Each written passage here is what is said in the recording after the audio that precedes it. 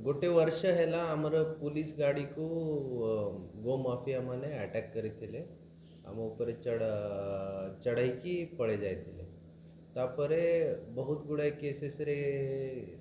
जो cattle smuggling रे गाय rescue होची बहुत लोग अरेस्ट होइछंती किंतु आम तरफ यह निष्पत्ति नियागला जे या रैकेट भितर जो काम करूछंती तांको ऊपर एक्शन करबा पई। तो आमर भारतीय न्याय संहितार गोटे प्रोविजन अच्छी प्रोविजन 112 भितर ऑर्गेनाइज्ड क्राइम सेक्शन भितर आम ये समस्त को बुक करिचु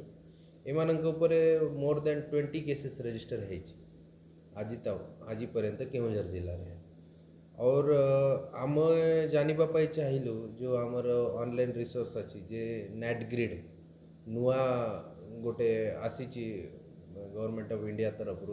जो कि समस्त इनफॉरमेशन मिलूँ से आम जानिबा पाइलो कि एमानंको 100 कोटी रु अधिका टंकार प्रॉपर्टी एमाने अर्जित करिसेंती ये गोरु व्यापार हो। तो आम डिसाइड करिछु कि एमानंक प्रॉपर्टी आम सीज करबा ता सहित एमानंको अरेस्ट भी करबा जो माने सूत्रधार अछंती मेन ये रैकेटर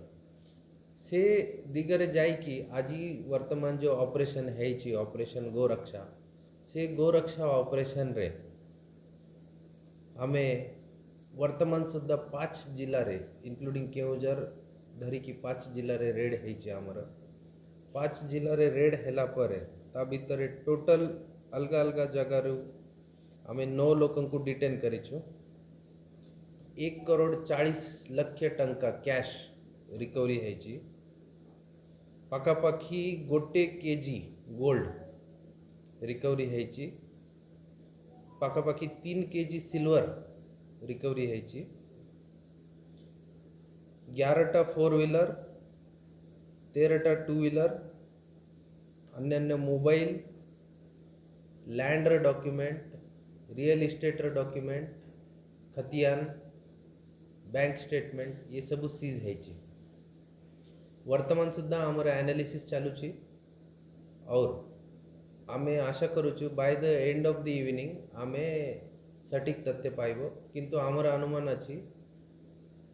पाखापाखी 100 करोड़ रु ऊपर प्रॉपर्टी आज आमे बाहर करिबो और कोर्ट पाखरे बीएनएसएस धारा 107 रे आवेदन करिबो ये प्रॉपर्टी सीज करिबो। सर सारा ओडिशा चलता है केवंझर पुलिस 26 लोकेशन ये कला आमे देखंतु ये माननीय मुख्यमंत्री भी प्रायोरिटी अच्छी कि ये जो कैटल स्मगलिंग अच्छी सेटा को जेमती भी हेले रोकिबा और गो माफिया के ऊपर एक्शन करबा एटा हम पाखरे निर्देश थिला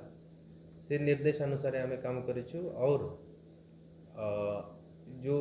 एमानंकर आतंक केवंझर सहित अन्य जिले रे भी बसिकी एमाने जो ऑपरेट करथिले ताकू निर्मूलन करबा पे आमे आज ये ऑपरेशन करिछु।